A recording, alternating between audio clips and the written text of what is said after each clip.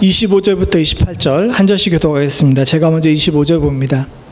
이에 다리오 왕이 온 땅에 있는 모든 백성과 나라들과 언어가 다른 모든 사람들에게 조서를 내려 이르되 원하건대 너희에게 큰 평강이 있을지어다. 내가 이제 조서를 내리느냐. 내 나라 관나라에 있는 사람들은 다 다니엘의 하나님 앞에서 떨며 두려워할지니 그는 살아계신 하나님이시며 영원히 변하지 아니하시리시며 그의 나라는 멸망하지 아니할 것이요 그의 권세는 무궁할 것이며 그는 구원도 하시며 건져내기도 하시며 하늘에서든지 땅에서든지 이적과 기사를 행하시는 이로써 다윗을 구원하여 사자의 입에서 벗어나게 하셨음이라 하였더라. 이 다니엘은 다리오 왕 시대와 바사 사람 고대 사람의 시대에 형통하였더라. 아멘. 우린 지난주에 다니엘을 통해서 변화를 견디는 삶에 관해서 함께 살펴봤습니다. 지난주에 설교는 너무 먼 옛날 이야기이기 때문에 다 까먹으셨을 거라고 생각을 해가지고 다시 한번 정리하도록 하겠습니다. 까먹으시는 게 적당해요. 그래야 이제 저도 부담 없이 설교를 하죠. 여러분들이 다 기억하시면 제가 한 3년, 4년 설교하게 되면 설교할 거리가 없습니다. 잊어먹으신 것이 여러분들 흠이 아니니까 그냥 다시 한번 기억을 되새기고 또 오늘 설교가 지난주 설교의 연장선상이기 때문에 지난주 설교를 함께 다시 한번 되짚어볼 수 있는 은혜가 있기를 소원합니다. 변화를 견디는 능력, 세상이 막 변하잖아요. 우리 집사님 기도할 때도 얘기하셨지만 이제 AI 시대가 돼서 머지않아 우리는 노동하지 않고 로봇이 대신 일할 때가 된다고들 이야기를 합니다. 올지 안 올지는 잘 모르지만 사람들이 그렇게 얘기를 해요. 그뿐만 아니라 지금 현실적으로 세상의 날씨도 마구 변하고 있고요. 또 정치적, 경제적 상황도 옛날하고는 다른 그런 규칙 아래 살게 된다라고 이야기를 합니다. 잘 생각해 보게 되면 지금 우리 시대만 그런 것이 아니에요. 역사적으로 보게 되게 되면 40년, 50년, 100년 또는 과거에는 1000년 주기로 그런 식으로 삶이 막 바뀌었습니다. 그럼에도 불구하고 사랑하는 성도님들, 세상이 계속 바뀌는데 말씀은 불변하죠. 그리고 믿는 사람들은 이 말씀 안에서 불변된 신앙 가운데 살았습니다. 오늘 조금 전에 이 다리오 왕도 고백을 했지만 다리오 왕이 뭐라고 고백합니까? 여기 26절에 보게 되면 그 하나님에 대해서 이야기를 하시면서 영원히 변치 않으시리시며 그의 나라는 멸망하지 아니할 것이고 그의 권세는 무궁할 것이요 라고 이야기를 합니다. 세상의 통치자와 규칙은 계속 변해요. 그리고 세상의 나라들은 망했다가 흥했다가 합니다. 그리고 권세도 마찬가지입니다. 한 나라의 왕이라고 해도 모두 다 똑같은 권세를 누리는 것이 아니에요. 어떤 왕은 강력한 권세를 누리지만 어떤 왕은 있으나 마나한 왕도 있게 됩니다. 그럼에도 불구하고 이렇게 막 변화하는 세상 속에서 이 이방인의 왕이 고백했던 것처럼 불변하는 규칙과 원칙 그리고 왕이 계시니 그분이 바로 우리 하나님이신 줄로 믿습니다. 불변하는 세상 속에서 믿는 자들이 하나님을 중심으로 온전히 서는 것 굉장히 중요해요. 이건 당연한 원리입니다. 근데 이것은 원칙이죠. 사실 원칙을 우리 삶에 그대로 적용하는 일은 쉽지가 않습니다. 그렇지 않습니까?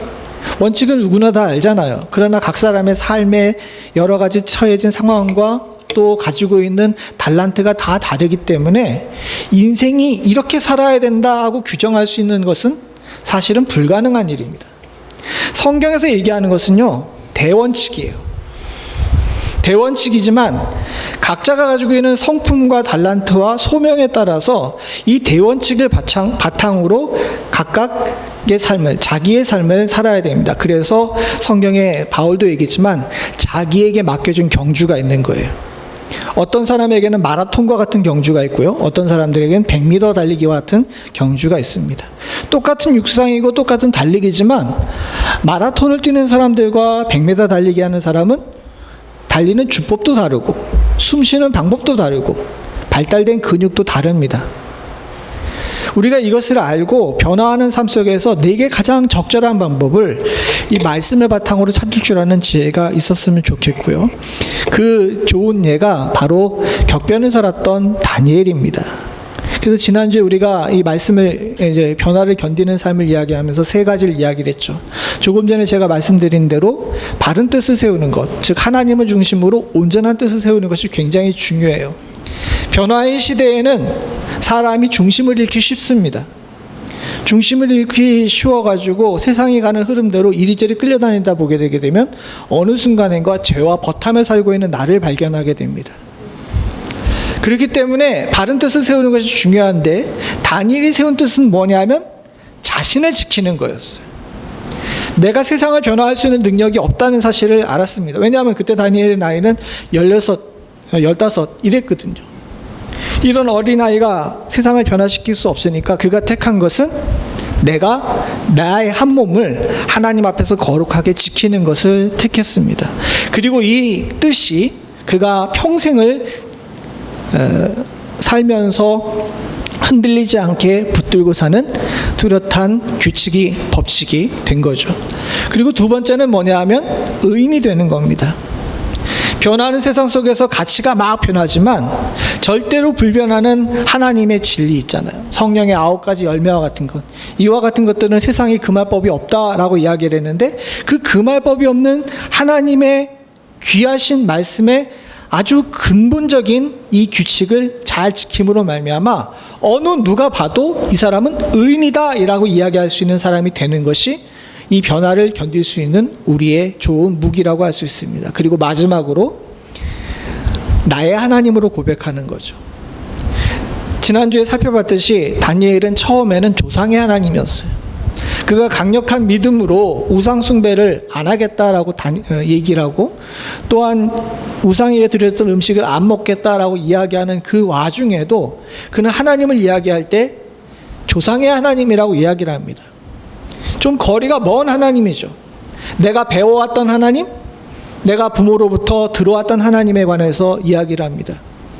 그러나 그가 하나님 앞에서 인격적인 교제를 나누고 삶을 살아가면서 하나님께 한 걸음 한 걸음 더 나아갔더니 사자굴에서 나왔을 때는 그가 하나님을 뭐라고 얘기를 하냐면 뭐라고 얘기해요?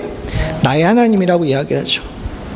그리고 후에 9장에 기도할 때에는 이 나의 하나님에 대한 절절한 고백이 나옵니다. 그렇습니다. 사랑하는 성도님들, 여러분들의 신앙의 시작이 어땠는지 모릅니다. 누군가에게 이끌려서 또 때로는 부모가 믿었기 때문에 때로는 어느 순간 나도 모르는 사이에 말씀을 통해서 하나님을 알고 신앙생활을 했을 수가 있죠. 누구나 다 처음부터 완벽한 신앙을 갖지는 않습니다. 시간이 지나면서 우리는 영화의 삶을 살게 되고요. 그러면서 하나님께 더 가까이 가게 되는데 어느 순간 하나님이 멀리 있는 하나님이 아니라 나와 함께 하시는 나의 하나님이 되는 그 순간 우리는 세상을 견디는 온전한 힘 가운데 서게 될 줄로 믿습니다. 사랑하는 성도님들, 이런 삶 다 사실 수 있기를 간절히 소원합니다. 그런데 이 세 가지는 잘 생각해 보게 되면 나의 내적인 부분에 관한 것이에요. 사실은 변화를 견디는 이 능력은 내부에서 나오는 겁니다. 뜻을 세우고 의인이 되고 하나님을 인격적으로 만나고 이 모든 것들은 남이 해줄 수 있는 것도 아니고 외부로 드러날 수 있는 것도 아니죠. 나의 안에서 나만이 가지고 있는 소중한 가치고 또 능력인 줄로 믿습니다. 사실 견디는 능력은 내부에 있어요. 그러나 우리가 주님께 제자로 부름을 받았고 그리스도인이라고 산다면 내부에 있는 나의 능력만으로는 하나님께서 원하시는 제자의 삶을 살 수가 없습니다. 왜냐하면 마태복음의 산상수훈에 나온 것처럼 여러분들은 뭐예요? 빛과 소금입니다. 빛과 소금이라고 우리의 정체성을 이야기하시면서 예수님께서 강조하신 것은 뭡니까? 빛은 숨겨두는 것이 아니고 소금은 맛을 내는 것이라 그랬어요. 즉 내부에 내가 견디는 능력만으로는 주님을 만족시킬 수가 없는 겁니다. 다음 단계로 나아가야 되는 것이 있는데 뭐냐? 변화를 견디는 데를 그치는 것이 아니라 변화를 극복하는 능력을 가져야 돼요. 오늘의 그래서 제목은 변화를 극복하는 능력입니다. 지난주와 마찬가지로 다니엘의 삶을 통해 가지고 어떻게 다니엘이 이 변화를 극복했는지를 잘 생각을 해보고 우리가 함께 은혜를 나누고 주께서 예비하신 상급을 받아 누릴 수 있는 은혜가 있기를 간절히 소원합니다. 이 변화를 극복하는 것 사실 쉽지가 않습니다. 내 한 몸 지키기 어려운데 뭘 어떻게 세상까지 변화시키냐라고 이야기할 수 있지만 사실은 변화를 극복한다고 해서 세상을 변화시키는 것이 아니에요. 오늘 이 말씀을 잘 생각해 봐야 되는데 변화를 극복한다는 것은요 뭐냐면요 이렇게 말씀 지키고 살기 어렵고 하나님의 말씀이 흔들리는 세상 속에서 변화를 극복한다는 것은 내가 하나님께 상받는 삶을 산다는 것을 말하는 것입니다. 주님께서는 여러분들에게 세상을 바꿀 것을 기대하지 않으시는지도 몰라요. 어떤 분들에게 세상을 바꾸시는 것을 기대하실 수도 있고요. 그러나 우리가 주님께서 우리 모두에게 한결같이 기대하시는 것이 있는데 그것이 뭐냐면 여러분들 모두가 다 하나님께서 예비하신 상을 받기를 원하시는 줄로 믿습니다.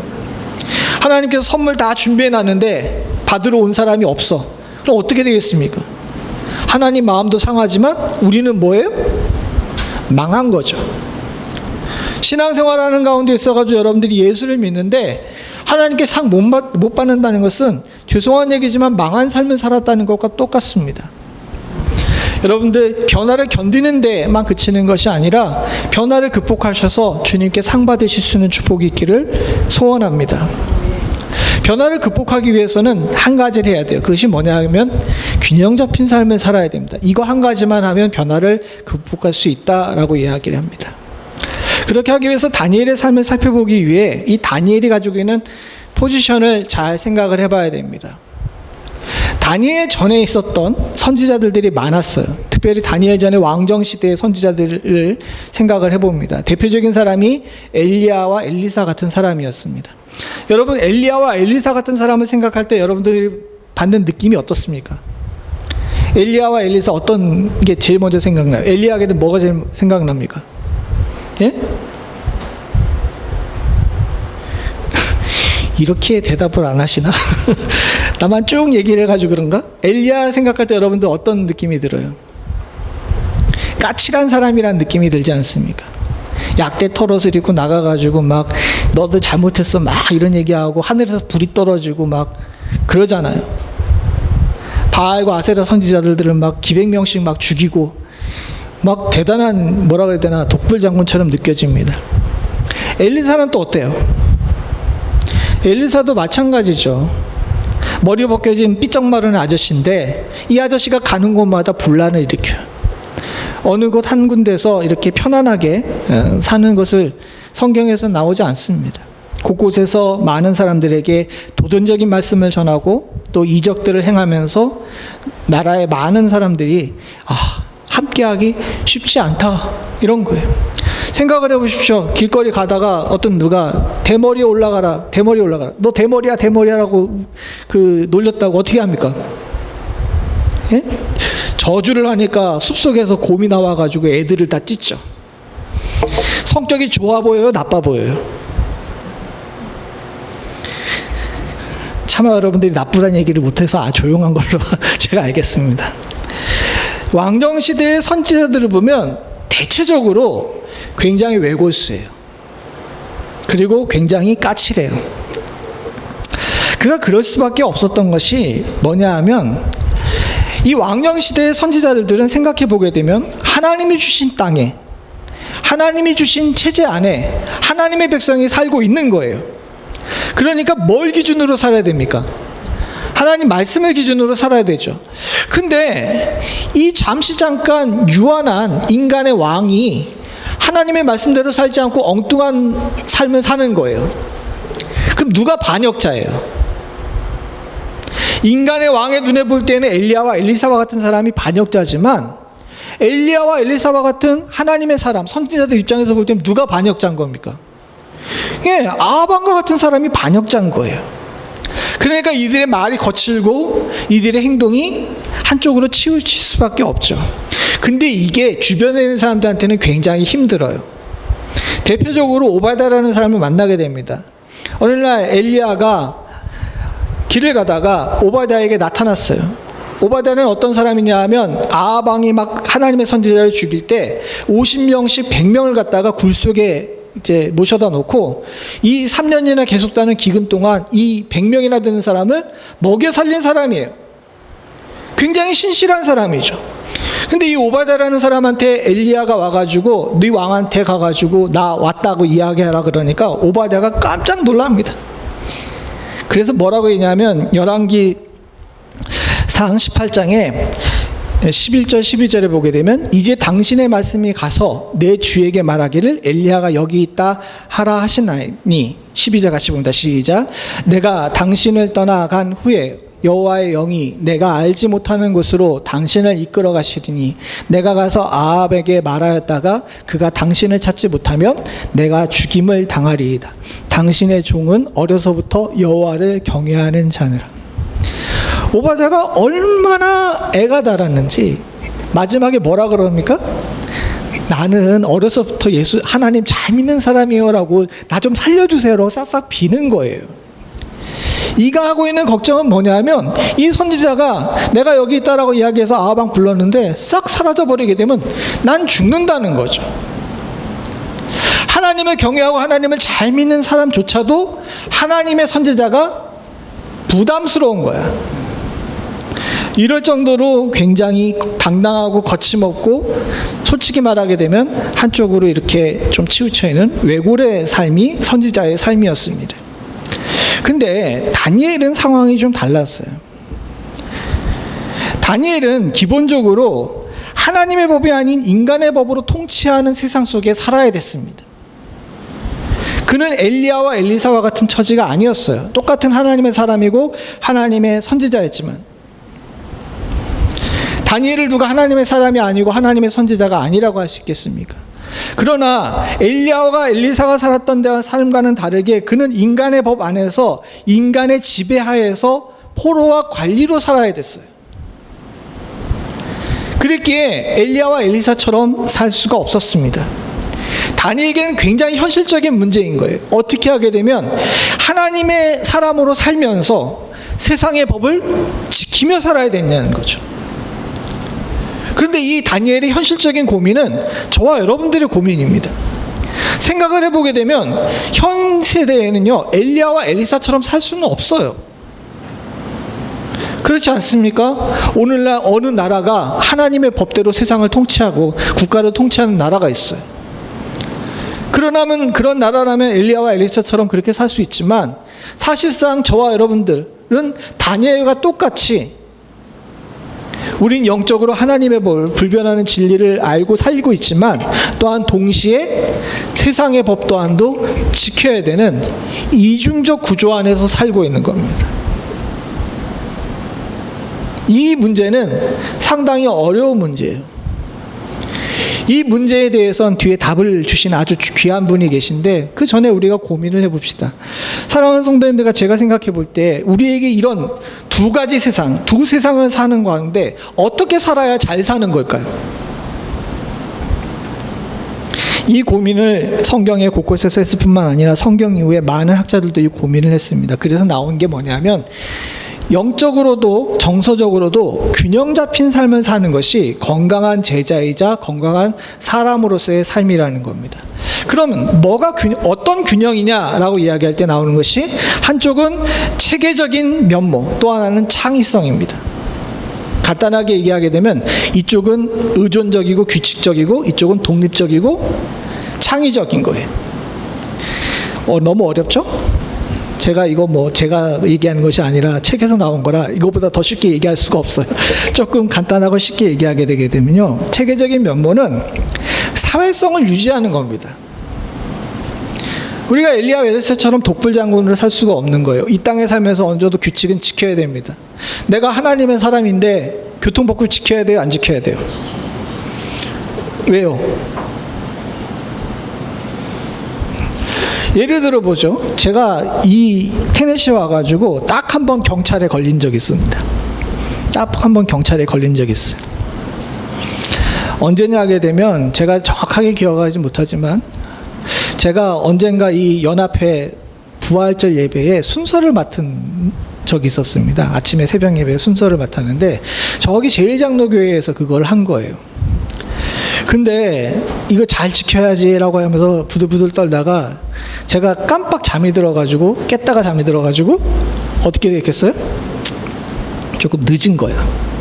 빨리 가가지고 순서를 맡아야 되는데 막 부랴부랴 막 해가지고 막 갔습니다. 그러는데 40마일 도로에서 제가 그 60 가까이 달린 거예요. 막 달렸습니다. 부활절 새벽이니 사람들이 별로 없고 도로도 좋고 그러니 그냥 막 달리는 대로 쭉쭉쭉쭉 나가죠. 그런데 아차, 경찰이 삐요삐요하고 달려온 거예요. 달려와가지고 너 왜 이렇게 빨리 다니냐라고 이야기를 해서 내가 지금 얼리모닝 서비스에 그 목사인데 얼리모닝 서비스에 가가지고 이스터 예배를 드려야 된다. 왜냐하면 경찰이 딱 보니까 이 넥타이를 메고 멀쩡하게 생긴 사람이 빨리 달렸거든. 그러니까 물어본 거야. 그러니까 내가 그 얘기를 했죠. 내가 순서 맡아가지고 빨리 가야 된다라고 얘기했더니 그 테네시 경찰이 좋아. 캘리포니아 경찰이면 얄짤 없었을 거예요. 딱지 띄었지. 이 테네시 경찰이라 백인 경찰이 웃으면서 목사님 그래도 천천히 가시라 그래서 보내줬어요. 경고도 안 하고. 제가 잘한 거예요, 못한 거예요? 큰 소리를 얘기해야 돼. 잘한 거예요, 못한 거예요? 못한 거죠. 왜? 저는 하나님의 사람이기 때문에 물론 설교를 하고 순서를 맡은 거 지켜야 되는 거 맞아요. 그러려면 일찍 일어났어야지. 또한 동시에 나는 이 땅에 살고 있는 사람이기 때문에 이 땅의 시민으로서 이곳의 규칙을 지켜야 되는 사람이에요. 물론 두 개가 양립할 때 어느 쪽을 선택하는 문제에 대해서는 굉장히 우리가 여러 가지 생각을 해볼 수 있지만 기본적으로 우리의 자세는요, 체계적인 부분에 있어가지고 질서를 지킬 줄 아는 모습을 가져야 된다는 겁니다. 그런데 이렇게 사회성을 유지하고 공동체 안에서 어울려 살기 위해서 체계적인 면을 가지고 있는 건 중요하지만 반대로 이것이 너무 강해져가지고 이 체계적인 면모만 강조되게 되게 되면 강박적이고 유연하지 못하게 됩니다. 그래서 자기가 소속되어 있는 집단에 대해서 외골적으로 무조건 따르게 돼요. 내가 판단하지도 않고 내가 성경적인 판단으로 대보지도 않고 어떤 집단이 얘기하거나 어떤 곳에서 이야기하면 거기를 무조건 따르는 일이 생기게 됩니다. 반대로 창의성은 외부의 자극에 유연하게 대처할 수 있는 능력을 갖게 돼요. 그 얘기는 뭐냐 하게 되면 상황이 막 바뀔 때마다 체계적인 면모에 있는 사람들은 딱딱하기 적기 때문에 그것을 이렇게 온전히 따라가지 못합니다. 그러나 유연한 사람은 어떻습니까? 상황에 맞춰가지고 상황을 통제하고 그 상황에 따라서 나의 행동을 갖다가 적절하게 조절할 수 있게 되는 거죠. 근데 이런 사람들은 반대로 너무 창의성에 가까이 가게 되면 신경질적이고 외골수가 된답니다. 교회도 마찬가지입니다. 왜 얘가 이게 성경 심리학에 중요하냐 하게 되면 교회에도 두 가지 면이 있어요. 교회에 두 가지 면이 있는데 한쪽은 여러분 말씀을 증거하고 말씀 안에서 성경 공부하는 것이 중요한 겁니까? 아니면 말씀을 전도하는 것이 중요합니까? 이 질문이 되게 어리석은 질문이죠. 근데 왜 이 어리석은 질문이 나오냐 하게 되면 현대에 있는 교회들뿐만 아니라 과거에 있는 초대교회들도 이 두 가지를 양립시키지 못했어요. 교리에 치중되어 있는 교회, 예배소 교회 같은 경우는 첫사랑을 잃어버리게 됩니다. 반대로 전도 열심히 하는 교회들의 특징이 있는데 뭐냐면 시끄러워요. 이단이 넘쳐납니다. 그러니까 뒤에 다니엘도 이 기도하는 가운데 나오지만 하나님 말씀을 숙고하고 주의 말씀을 선포하는 일에 관해서 이 두 가지를 양립시키는 것을 갖다가 9장에 보면 기도 가운데 나오는데 이것이 이 변화하는 세상 속에서 세상 속에 살고 있는 사람들에게 있어서 굉장히 큰 숙제였어요. 지금도 우리가 가지고 있는 숙제입니다. 이 이야기를 굉장히 강조하고 여러 면에서 얘기하는 것은 뭐냐 하게 되면 사랑하는 성도님들, 교회도 그렇고 성도들도 그렇고 여러분들이 세상에 나가서도 살도 그렇고 사는 것도 그렇고 이 두 가지 중에 한쪽으로 치우치게 되게 되면 그때부터 하나님의 영광을 가리거든요. 우리는 이 땅에 살면서 하나님의 대리자로 살고 있습니다. 하나님 나라의 대사로 살고 있는 거예요. 세상 사람들은 우리를 보면서 우리만 보는 것이 아니라 누구를 봅니까? 하나님을 보죠. 근데 세상 사람들의 눈에 볼 때 믿는 사람들이 이 균형을 잃고 한쪽으로 치우치게 되게 되면 그때부터는 하나님의 영광을 가리게 되고 하나님의 말씀의 길을 막게 되는 일이 벌어지게 된다는 겁니다. 다니엘 시대 때 수많은 유대인들이 있었어요. 다니엘보다 더 똑똑한 사람들도 많았을 겁니다. 그럼에도 불구하고 다니엘과 그의 세 친구들이 특별한 위치에 있었던 것은요, 이 네 사람은 이 균형을 잘 맞출 줄 아는 사람이었다는 거예요. 생각을 해봅시다. 다니엘이 어떻게 균형을 맞췄냐? 그는 궁정학교 시절엔 외부의 의존적인 삶을 살아야 됐어요. 다니엘 1장 4절부터 5절, 특별히 4절에 보게 되게 되면 다니엘이 받았던 교육에 관해서 나옵니다. 그가 받았던 교육은 무엇입니까? 모든 지혜를 통찰하며 지식을 통달하며 학문에 익숙하여 왕궁에 설만한 소녀를 데려오게 하고 그들에게 뭡니까? 갈대아 사람의 학문과 언어를 가르치게 하는 거예요. 다니엘은 뒤에 나와 있지만 먹고 입고 자는 거 본인이 스스로 결정할 수 없었습니다. 일어나라는 시간에 일어나고 자라는 시간에 자고 공부하라는 것에 대해서 내가 택해서 과목을 정하지 못하고 세상에서 얘기하는 특별히 그 당시에 갈대아 학문을 따라가지고 공부를 해야 됐어요. 근데 다니엘이 음식은 거부했지만 수업을 거부했나요? 그렇지가 않았습니다. 다니엘은 자신의 처지를 알았기 때문에 체계적인 면모 안에서 본인을 맞출 줄 아는 삶을 살았던 겁니다. 그러나 반대로 그가 배우고 있는 학문이 율법과는 거리가 멀어도 그 학문을 배우는 것까지는 하지만 반면에 다니엘이 바벨론의 관리들의 기대처럼 쇠뇌를 당하거나 본인의 의지를 굽히거나 양심을 저버리지 않았어요. 그는 유연하게 대처함으로 자신의 창의성으로 다 아시는 것처럼 자신을 관리하는 사람에게 딜을 합니다. 어떻게 딜을 해요? 한 주간만 시험해 보자고. 합리적으로 상대방을 설득하고 그 사람도 이해하고 그 사람도 인정할 수 있는 방법을 통해 가지고 돌파구를 찾는 겁니다. 참 지혜로운 사람이고 동시에 참 닮고 싶은 사람이죠. 다니엘은 필요할 때는 개방적인 사람이었지만 또한 때로는 독립성을 유지하기 위해서 선을 그을 줄 아는 지혜로운 사람이었던 겁니다. 지금 우리들이 배워야 될 것이 그거예요. 근데 이것은 다니엘만 그랬던 것이 아닙니다. 주님께서 우리를 세상에 보내시면서 이런 말씀을 하셨어요.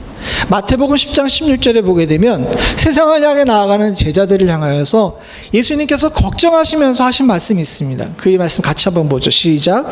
내가 너희를 보냄이 양을 이리 가운데 보냄과 같도다. 그러므로 너희는 뱀같이 지혜롭고 비둘기같이 순결하라. 주님도 우리가 이런 세상 속에 살고 있다는 걸 아시고요. 주님 당신도 그런 세상 속에 살았어요. 이런 도전을 계속 받았죠. 어떤 사람이 와가지고 우리 세금 어디에다 내야 됩니까? 라고 물어보는데 주님께서 뭐라고 얘기하십니까? 가의 사의 것은 가이사에게, 하나님의 것은 하나님에게 내라고 이야기를 하잖아요. 이 두 가지 세상에 동시에 발붙이고 살고 있다는 사실을 갖다가 잊지 말고 두 가지 책무를 다 제대로 감당할 줄 아는 그런 균형 잡힌 삶을 살아가는 것입니다. 그리고 그 얘기를 뭐라고 얘기하셨냐면 뱀처럼 지혜롭고 비둘기처럼 순결하라 이야기를 하신 겁니다. 사랑하는 성도님들, 저와 여러분들이 주님의 이 조언과 이 걱정을 우리의 마음속에 새길 수 있는 축복이 있기를 소원합니다. 여러분들은 비둘기처럼 순결한 삶을 살기로 노력하시는 분들인 줄 압니다. 그러나 여러분들 세상에 나가서는 뱀처럼 지혜로우세요. 많은 교회와 또 성도들과 청년들이 실패하는 이유 중에 하나가 뭐냐 하게 되면 저 두 가지 사회의 세상 속에서 균형을 잡고 이루는 것을 잘 못하는 경우가 많아요. 죄송한 얘기인데 신학교에 그래서 도망 오는 청년들이 많이 있습니다. 교회 안에서 배웠던 모든 것들이 한쪽에 치우쳐 있다 보니까 세상에다가 적응을 못하는 거예요. 그럼 적응을 못하게 되면 어디로 갑니까? 신학교로 오는 거예요. 그럼 그분들이 목회를 잘할까요? 그거는 뭐 하나님께서 하시는 거니까 나는 잘 모르겠지만 대체적으로 보게 되면 여러분들이 답을 가지고 계신 줄로 압니다. 사랑하는 성도님들, 주님께서 우리들에게 기대하시는 것이 무엇인지를 잘 생각해야 돼요. 비둘기처럼 순결하면 좋겠죠. 엘리야와 엘리사처럼 살면 인생 참 간단할 수 있습니다. 물론 그 사람들의 인생이 간단한 건 아니었긴 했지만 적어도 선택의 문제에 있어서는 편했을 겁니다. 그러나 주님이 제자들에게 기대하는 것은 그것이 아니라는 사실을 우리가 알아야 됩니다. 그리고 이런 균형 잡힌 삶을 살게 되게 되면 우리들에게 큰 자산이 있게 돼요. 그게 뭐냐 하게 되면 세상에 신뢰받는 사람이 됩니다. 다니엘이 그랬습니다. 균형 잡힌 삶을 통해서 정신적으로 성숙하고 또 능력 있는 사람으로 사니까 자신에게만 유익한 것이 아니었어요. 어떤 문제가 생길 때마다 다니엘은 누군가 찾는 신뢰받는 사람이었습니다. 만약에 그가 하나님의 학문에게만 치우쳐 있으면 그렇지 않았을 겁니다. 그는 그러나 갈대아 학문에 능통해서 국가를 통치할 수 있는 능력을 가졌고요. 영적으로 뛰어나서 영적인 문제가 일어났을 때 찾을 수 있는 사람이 됐어요. 왕들이 볼 때, 그 당시 많은 사람들이 볼 때 이 사람은 기준이 뚜렷한 하나님의 사람이자 세상 학문에도 능수능란한 사람이란, 지혜로운 사람이라고 다들 인정하는 존재가 됐습니다. 사실 다니엘의 직업을 잘 보죠. 다니엘이 바벨론에 있을 때는요, 그는 박사라는 직업을 가졌습니다. 그 박사라는 직업이 뭐냐 하면요, 천문학자예요. 오늘날 천문학자들은 망원경을 통해서 별을 보는 사람이지만 옛날에 천문학자들은 뭐 하는 사람들입니까? 예? 점 치는 사람이었어요. 별자리를 보면서 점을 치고 꿈이 있을 때 그 꿈꾸는 사람들의 꿈을 해석하는 사람이었던 거예요. 근데 이런 사람이었는데 그가 페르시아 제국이 되고 나서는 그의 직분이 뭘로 바뀝니까? 방백과 총리로 바뀌어요. 이건 굉장히 큰 차이가 있는 겁니다. 조선시대 직분으로 하게 되면요, 소격서라고 천문학을 관리하는 이 관리가 어느 날 갑자기 영의정이 된 거야. 완전히 직분의 직능이 다른 사람이에요. 오늘날로 얘기하게 되면 이과랑 문과랑도 차이만큼 큰 겁니다. 그런데도 불구하고 그가 박사였던 사람이 총리가 될 수 있었던 것은요, 물론 옛날의 학문들을 그렇게 체계적으로 분리되지 않아서 그런 것도 있지만 그가 그만큼 세상의 모든 학문에 능통했던 거예요. 왜? 열심히 살았거든요. 하나님의 삶, 하나님 앞에서 하루 3번 기도하는 것도 멈추지 않았지만 세상 앞에서 부끄러운 사람이 되지 않기 위해서 끊임없이 노력하는 사람이었던 겁니다.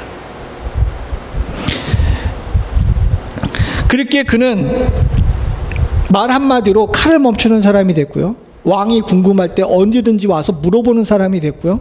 더 나아가서 나라가 바뀌고 왕이 바뀌었는데도 불구하고 갈수록 더 중히 쓰이는 사람이 되었던 겁니다. 그에 관한 평가는 우리가 지난주에 살펴봤던 것처럼 이렇게 평가됩니다. 첫 번째는 뭡니까?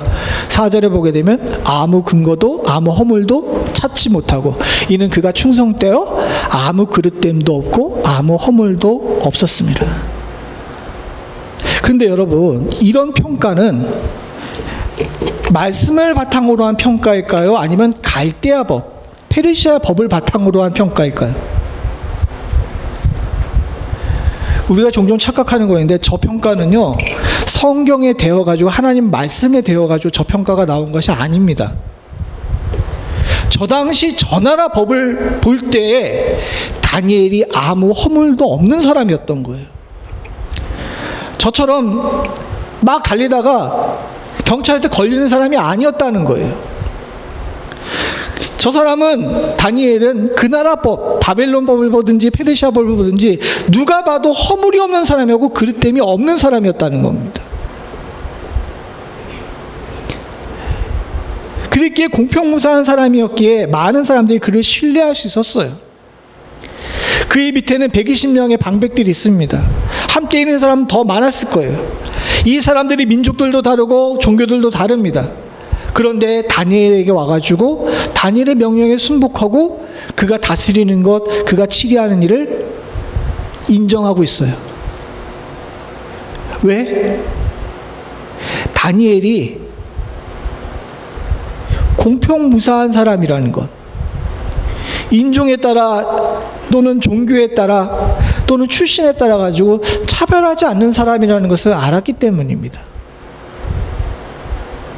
마찬가지로 왕은 다니엘을 이렇게 얘기합니다. 지난주에도 살펴봤지만 16절은 우리 성경이고 17절은 이제 공동 번역입니다. 두 개가 같은 거예요. 공동 번역이 저수가 좀 우리랑 달라가지고 저렇게 됐는데 뭐라고 얘기합니까? 내가 굽히지 않고 섬겨온, 그리고 우리 성경에는 항상 섬기는, 일정하게 다니엘이 하나님을 섬겼다는 겁니다. 다른 얘기로 하게 되면 다니엘은 예측 가능한 사람이었던 거예요. 이 예측 가능했기 때문에 대적들이, 그 정적들이 사자굴에 다니엘을 빠뜨릴 수 있었지만 누가 봐도 다니엘은 다음에 뭐 할 수 있는 사람인지 알았던 겁니다. 이건 굉장히 큰 신뢰예요. 누가 생각해 볼 때, 여러분들을 볼 때 저 사람 다음에 이렇게 할 거다라는 것은 그 사람이 그동안 삶의 뚜렷한 기준을 가지고 좌로나 우로나 치우치지 않고 바르게 정도를 걸었다는 것을 말하는 것이거든요. 이런 사람 앞에서는요, 대적할 자가 없습니다. 세상은 자꾸 우리들에게 타협하라고 이야기를 합니다. 그러나 사랑하는 성도님들, 이 균형 잡힌 삶을 살면서 바르게 정도를 걷게 되면요, 결국 이 균형 잡힌 삶으로 쌓아놓은 유산들과 태도로 말미암아 화가 도리어 복이 되는 축복이 있을 줄로 믿습니다. 사랑하는 성도님들, 예측 가능한 분들이 되시길 바랍니다. 공평무사한 사람이 되어서 다른 사람에게 신뢰를 얻는 사람이 되실 수 있기를 소원합니다. 그렇게 살게 되면 사랑하는 성도님들과 제가 오늘 본문에서 만나게 될 이 복을 누릴 수 있게 됩니다. 다니엘은 특이하게도 다른 성경에 나와 있는 사람들과 다르게 두 번 평가를 받습니다. 보통 성경에 보게 되면 그 사람 쭉 살아온 이야기들을 한 다음에 마지막에 그 사람이 이렇게 살았더라라고 하고서 평가를 내리는 경우가 많아요. 근데 다니엘서는요 12장까지 나와 있는데 다니엘에 관해서 6장에 한 번, 12장에 한 번, 두 번 평가를 합니다. 6장에는 사람의 평가가 나오고요, 12장에는 하나님의 평가가 나와요. 그 평가에서 뭐라고 얘기하게 되면 다니엘은 자기 몫을 누리는 사람이었다는 겁니다. 먼저 사람의 평가를 보죠. 오늘 우리 본문이긴 하지만 6장 28절입니다. 6장 28절에 보게 되면 밑에 거 표준세 번역 같이 봅니다. 시작. 바로 이 사람 다니엘은 다리우스 왕이 다스리는 동안, 페르시아의 고레스 왕이 다스리는 동안 어떻게 살았다? 잘 살았다. 우리 성경에는 형통하였다라고 나왔는데 잘 살았대요. 저 잘 살았다에 굉장히 여러 가지 복합적인 면이 있는데, 잘 살았다는 내용에는요, 부유하게 살았다는 것과 그 사람에게 거침이 없었다는 것과 누구도 그에게 도전하지 않았다는 것을 이야기를 합니다. 그렇지 않습니까? 사랑하는 성도님은 누가 우리를 평가할 때 그 사람 참 잘 살았어 라는 평가를 받는다면 그게 굉장히 복합적인 거예요. 다니엘은요, 사는 동안에 나라가 두 번 망했어요. 자기가 속해 있는 나라가 두 번 망했습니다. 한 번은 유다가 망했고요, 한 번은 바벨론이 망했어요. 보통 자기가 살던 나라가 한 번 망해도 큰일인데 두 번이나 망했습니다. 그러나 다니엘은 알았어요. 내가 소속되어 있는 나라는 망해도 나의 진정한 지원자이신 하나님은 아까 전에 다리오 왕이 얘기했던 것처럼 안 망한다는 걸 알았거든요. 그가 나의 지원자는 여전히 하나님이시라는 것을 알았기 때문에 균형 잡힌 삶을 살 수 있었던 겁니다. 그래, 그 균형 잡힌 삶을 살았기에 사람들 보기에 다니엘을 딱 볼 때 저 사람 참 잘 산 사람이야 라는 평가를 얻을 수가 있었던 거예요. 마찬가지로 12장 13절 다니엘에서 마지막 절입니다. 여기에 하나님께서 다니엘을 평가하신 내용이 나와요. 밑에 있는 위에 있는 거 밑에 있는 거 두 개 다 읽어보겠습니다. 시작. 너는 가서 마지막을 기다리라. 이는 내가 평안히 쉬다가 끝날에는 내 몫을 누리실 것임이라. 밑에 있습니다. 너 다니엘아, 너는 끝까지 신실하여라. 너는 죽겠지만 끝날에는 내가 일어나서 내게 돌아갈 보상을 받을 것이다. 마지막 때에 됐을 때 다니엘에게 하나님께서 주시는 다니엘의 삶의 평가입니다. 뭐라 그럽니까? 넌 이제 죽을 거야. 근데 저 하늘나라 가서 기다리라고. 그리고 뭐라 그럽니까? 내 몫을 누릴 것이다. 내가 돌아갈 보상을 받을 것이다. 이 땅에선 잘 살았다고 평가를 받고요. 하늘나라에서 하나님께서 상 받을 사람이라는 평가를 받은 겁니다. 이런 이중적인 평가를 받은 사람이 성경엔 다니엘에는 없어요. 그가 그렇게 할 수 있었던 것은 아까 얘기한 대로 나라가 2번 망해도 하나님을 온전히 의지하고 따랐던 것뿐만 아니라 그가 외줄타기와 같은 인생을 살았음에도 불구하고 많은 사람들 앞에서 성숙한 사람으로서 하나님과 세상을 모두를 만족시키는 사람이었기 때문에 이와 같은 칭찬을 받는 줄로 믿습니다. 사랑하는 성도님들, 변화하는 세상은 모두가 빼앗기는 세상이라고 이야기합니다. 변화하는 세상의 가장 특징이 있는데 이득 보는 사람은 없이 모두 다 빼앗기는 세상이라는 거예요. 근데 다니엘은요, 모두가 빼앗기는 세상 속에서 자기 몫을 누리는 삶을 살았습니다. 저는 우리 사랑하는 성도님들이 이런 분들이 되실 수 있기를 소원합니다. 변화하는 세상 속에서 누군가 여러분들의 몫을 뺏어러 가려고 하는 그런 상황 속에 우리가 놓여 있다 할지라도 다니엘처럼 균형 잡힌 삶, 지혜로운 삶을 삶으로 말미암아 주님께서 말씀하신 대로 벤처럼 지혜롭고 비둘기처럼 순결한 삶을 삶으로 말미암아 여러분들 몫을 챙길 수 있는 분들이 다 되실 수 있기를 소원합니다. 그리고 여러분들의 자녀를 위해서도 다니엘처럼 되기를 위해 기도하시기 바랍니다. 저도 걱정이지만 우리의 자녀들이 걱정이에요. 어느 날 우리 자녀들과 얘기를 하고 있는데 아빠가 살았던 세상이 훨씬 우리가 살던 세상보다 좋을 것 같아 라고 이야기를 하는 거예요. 이 자식들이 머리가 크다 보니까 이 세상 돌아가는 걸 조금 알다 보니까 지들 사는 세상이 녹록지 않을 거라는 것을 눈치챈 것 같아요. 눈치도 빨라가지고.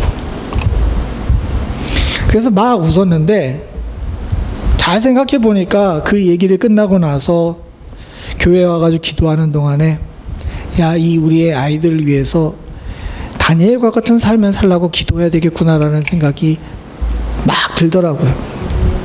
마치 우리 어머니 아버지가 저를 향해서 그런 기도를 하셨던 것처럼 우리는 다음 세대를 향하여서 우리 세대뿐만 아니라 다음 세대를 향하여서도 세상과 하나님 나라 두 군데에 발을 딛고 사는 우리의 자녀들 그리고 우리를 위해서 정말 치열하게 기도해야 되는 상황이 아닌가 하는 생각이 듭니다. 말씀을 정리하고 마치죠. 사랑하는 성도님들, 하나님께서는요 우리가 세상에서 붕 떠서 살기를 원하지도 않아요. 반대로 세상에 매몰되어 살기를 원하지도 않으시는 줄로 믿습니다. 주님께서 원하시는 것은요 우리가 세상에 발을 붙이고 사나 고개를 들어 하나님 나라를 바라볼 줄 아는 사람이 되기를 원하시는 것 같아요. 어렵고 힘든 삶이지만 이 삶을 저도 여러분들도 치열하게 살아감으로 말미암아 내 몫을 챙길 수 있는 사람이 되실 수 있기를 소원합니다. 여러분들의 몫을 세상에게 빼앗기거나 다른 사람들이 도적질하지 않게 항상 깨어서 경성하실 수 있는 축복이 있기를 간절히 소원합니다. 같이 기도하시겠습니다. 하나님 아버지, 변화하는 세상 속에서 살아가는 성도들, 특별히 이 자리에 머리 숙인 우리 모두들 주님께서 인도하셔서 하나님 변화를 극복하며 복받는 삶 살 수 있기를 간절히 소원합니다. 우리의 삶이 다 마쳤을 때 세상의 사람들은 우리를 향하여서 잘 살았다 이야기할 수 있게 하여 주시옵고, 하나님께서는 착하고 충성된 종아 내가 하늘에서 내 몫을 누리리라 라고 축복하시는 귀하고 복된 은혜가 우리 가운데 있게 하여 주시옵소서. 사랑하는 성도들 앞에 이 귀한 말씀이 도전이자 위로이자 새로운 목표가 될 수 있기를 간절히 소원합니다. 두세계를 살면서 우리 모두가 다 겪고 있는 어려움을 주님께서 아시는 줄로 믿습니다. 특별히 남의 나라 땅, 우리의 첫 번째 언어가 아닌 곳에서 우리의 삶을 살고 있는데 하나님 아버지 우리에게 더 큰 은혜 허락하여 주시사 다니엘처럼 균형 잡힌 삶을 살 수 있는 축복이 저희 가운데 있게 하여 주시옵소서. 바라고 소원하기는 주여 우리가 주님 은혜 가운데 균형 잡힌 삶을 삶으로 말미암아 세상이 우리를 믿고 신뢰할 수 있는 축복이 있게 하여 주시옵고, 그렇게 되므로 우리의 삶을 통하여 하나님의 영광이 드러나며 빛과 소금의 역할을 잘 감당할 수 있는 축복이 저희 가운데 있게 하여 주시옵소서. 부족한 종이 입술이 둔하여서 말씀의 본의를 제대로 잘 전달하지 못했다면 사랑하는 성도들이 이 말씀을 읽으면서 깊이 묵상함으로 말미암아 성령의 인도하심 가운데 이 말씀의 큰 뜻을 깨달을 수 있는 축복을 허락하여 주시옵고, 사랑하는 성도들이 깨달은 대로 주의 뜻에 합당한 삶 살아나갈 수 있는 축복을 허락하여 주시옵소서. 우리를 지키시고 보호하시는 주님께서 우리들로 실족치 않게 하실 줄로 믿사옵고 모든 말씀 예수님의 이름으로 간절히 기도드리옵나이다. 아멘.